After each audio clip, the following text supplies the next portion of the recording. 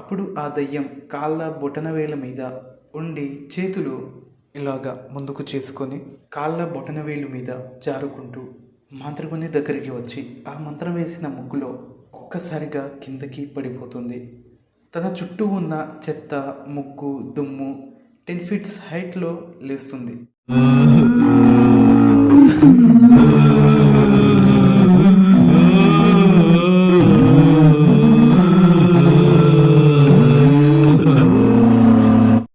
ఇద్దరు భార్యాభర్తలు.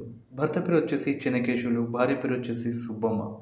కొడుకు కోడలు ఉంటారు. కొడుకు పేరు కిరణ్, కోడలి పేరు వచ్చేసి అంజలి. అండ్ అలాగే మనవరాలు కూడా ఉంటుంది, పేరు వచ్చేసి గాయత్రి. చెన్నకేశవులు ఒక మాంత్రికుడు, చేతబడి అయి బాధపడే వాళ్ళను బాగు చేసే ఒక మాంత్రికుడు. అయితే అతను ఒక మంత్రాన్ని అయితే నేర్చుకుంటాడు. ఏంటంటే మనుషులలో దయ్యాన్ని ప్రవేశపెట్టి ఆ దయ్యాన్ని తన చేతి అదుపులో తీసుకోవాలి అని అనుకునే ఒక మంత్రం అయితే నేర్చుకుంటాడు.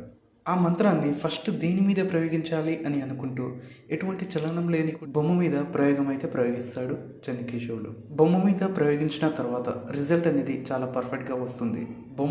బొమ్మలోని దెయ్యం తన అదుపులో ఉంటుంది. చెన్నకేశవులు ఆ రిజల్ట్ వచ్చిన తర్వాత చాలా సంతోషిస్తాడు. బొమ్మ మరియు బొమ్మలోని దెయ్యం తన చేతి అదుపులో ఉందనేసి ఆనందిస్తాడు. ఇవన్నీ ఒంటరిగా అడవిలో రాత్రిపూట చేస్తూ ఉంటాడు.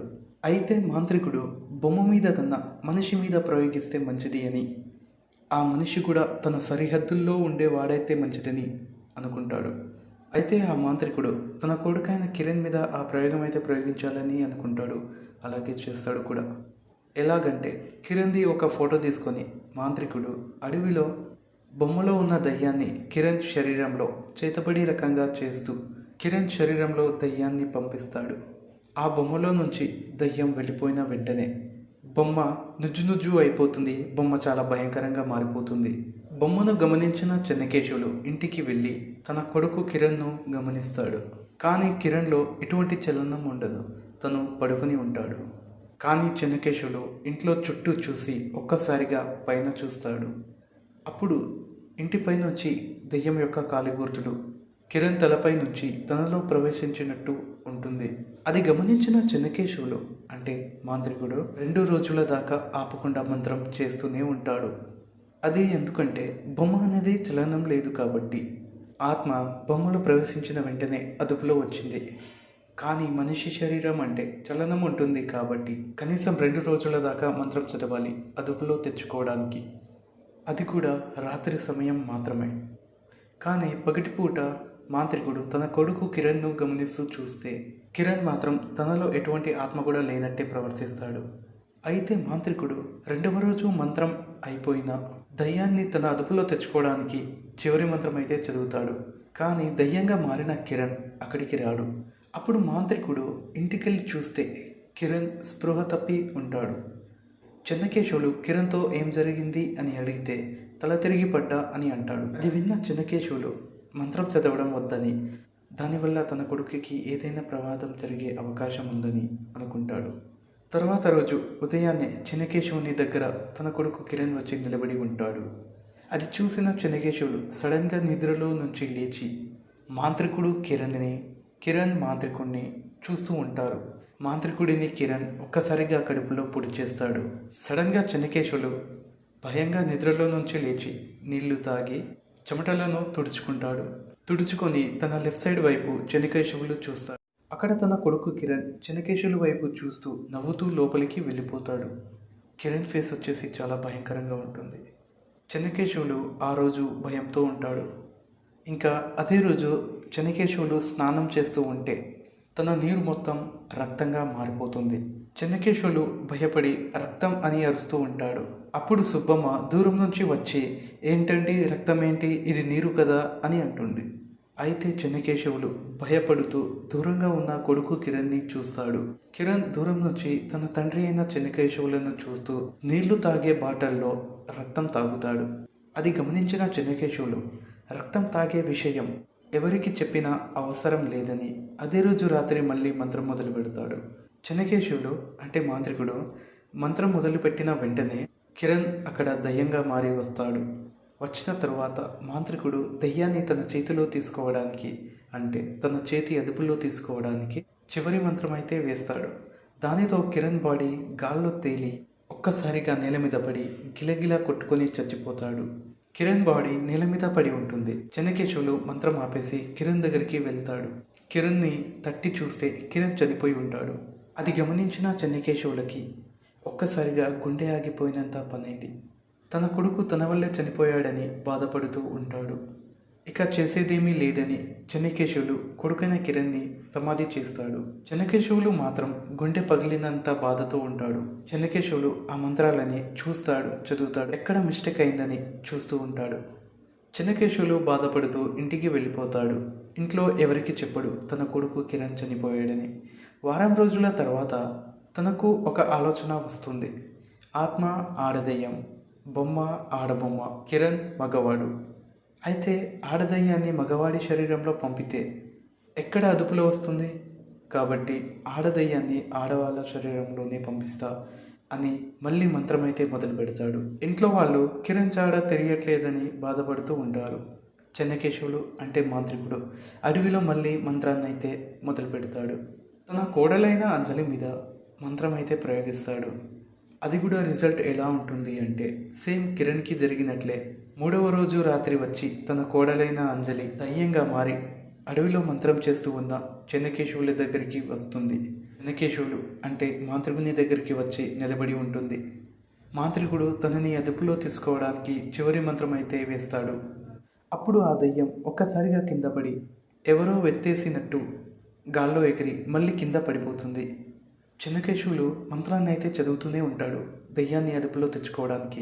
అప్పుడు ఆ దయ్యం కాళ్ళ బొటనవేల మీద ఉండి చేతులు ఇలాగా ముందుకు చేసుకొని కాళ్ళ బొటనవేలు మీద జారుకుంటూ మాంత్రికుని దగ్గరికి వచ్చి ఆ మంత్రం వేసిన ముగ్గులో ఒక్కసారిగా కిందకి పడిపోతుంది. తన చుట్టూ ఉన్న చెత్త, ముగ్గు, దుమ్ము 10 ఫీట్స్ హైట్లో లేస్తుంది. తను కూడా అక్కడికక్కడే రక్తం కక్కుకుంటూ చనిపోతుంది. ఆ విజువల్ చూడటానికి చాలా భయంకరంగా ఉంటుంది. చెన్నకేశవుడు లేచి చూస్తాడు. అయ్యయ్యో అయ్యయ్యో అంటూ గుండెలు బాదుకుంటూ ఏడుస్తూ ఉంటాడు. అప్పుడు కొడుకు కిరణ్ ఇప్పుడు కోడలు అంటూ బాధపడుతూ ఏడుస్తూ ఉంటాడు. అప్పుడు చేసేదేమీ లేక మళ్ళీ తన కోడలిని సమాధి చేస్తాడు. చెన్నకేశవుడు జ్వరంతో వణుకుతూ ఉంటాడు. సుబ్బమ్మ మాత్రం కొడుకు తర్వాత కోడలు కనబడటం లేదని చాలా బాధపడుతూ ఉంటుంది. వాళ్ళ మనవరాలైన గాయత్రి కూడా ఏడుస్తూ ఉంటుంది. చెన్నకేశవులు ఏడుస్తున్న సుబ్బమ్మకు కొడుకు కోడలు సిటీకి వెళ్ళారు, నాకు చెప్పారు, మీరే మెడవలండి అని అంటాడు. సుబ్బమ్మ మరియు గాయత్రి నిజంగానా, మరి మాకు చెప్పలేదే అని అడిగితే నాకు చెప్పారులే అని అంటూ బయటికి వెళ్ళిపోతాడు చెన్నకేశవులు. అప్పుడు వాళ్ళిద్దరూ బాధపడటం ఆపేస్తారు. చెన్నకేశవులు ఒంటరిగా కూర్చొని బాధపడుతూ ఆలోచిస్తూ ఉంటాడు.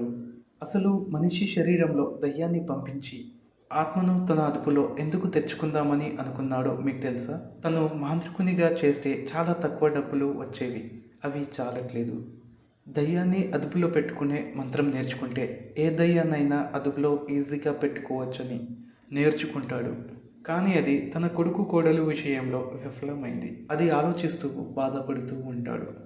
వారం రోజుల తర్వాత సుబ్బమ్మ చెన్నకేశవులతో మన కొడుకు కోడలు ఇంకా రాలేదేంటండి అని అడుగుతుంది. అని చెప్తూ ఒక్కసారి వాళ్ళని రమ్మని కబురు పంపండి అని అడుగుతుంది. దానికి చెన్నకేశవులు సరే అని చెప్పి అక్కడి నుంచి వెళ్ళిపోతాడు. అతను ఒక పెద్ద మాంత్రికుని దగ్గరికి వెళ్ళి జరిగిందంతా చెప్తాడు. అప్పుడు అతను పెద్ద పొరపాటు చేశావు, ఆత్మకి మగ శరీరం అయితే ఏంటి, ఆడ శరీరం అయితే ఏంటి, ఆత్మ ఎవరినైనా ఆవాహిస్తుంది, దానికి చిన్న పెద్ద అని సంబంధం ఉండదు. నేను దయ్యాన్ని బంధించే మంత్రం చెప్తాను, దాన్ని బంధించి అదుపులో తీసుకో అని చెప్తాడు. ఇంకా ఇవన్నీ నువ్వు ఒకడివే మొదలుపెట్టావు కాబట్టి మళ్ళీ ఇంకా నువ్వు ఒకడివే మొదలుపెట్టు. కానీ ఈసారి గనక మళ్ళీ పొరపాటు జరిగితే సరైన సమయంలో సరైన మంత్రం చదవకపోతే ఆ ఆత్మ నిన్ను చంపుతుంది. కానీ నువ్వు ఎవరి శరీరంలో ఆ ఆత్మను పంపుదామని అనుకుంటున్నావో వాళ్ళు మాత్రం చావరు, జాగ్రత్త అని చెప్పి పంపిస్తాడు. చెన్నకేశవులు అదే రోజు రాత్రి మంత్రాన్ని మొదలు పెడతాడు. అది ఎవరి మీద చేస్తాడంటే తన మనవరాలైన గాయత్రి మీద. గాయత్రి వెంటనే మంత్రానికి రెస్పాన్స్ అయ్యి మాంత్రికుని దగ్గరికి వస్తుంది.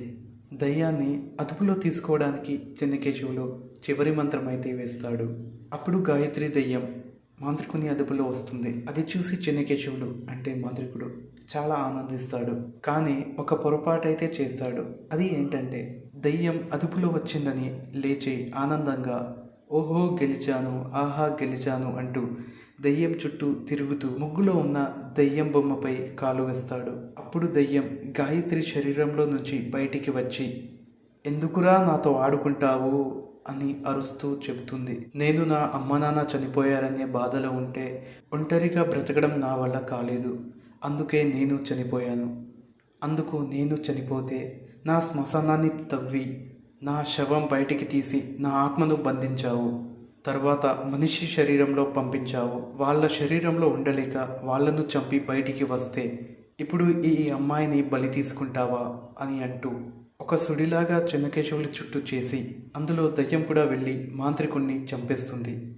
తన దాహం తీరాలని మాంత్రికుని రక్తం తాగుతుంది. కొద్ది సమయం తర్వాత గాయత్రి లేచి చూస్తే చెన్నకేశవుని శవం కనిపిస్తుంది. దూరం నుంచి ఆ ఆత్మ గమనిస్తూ ఉంటుంది. ఆత్మ వెళ్ళిపోతుంది. గాయత్రి సేఫ్గా ఉంటుంది.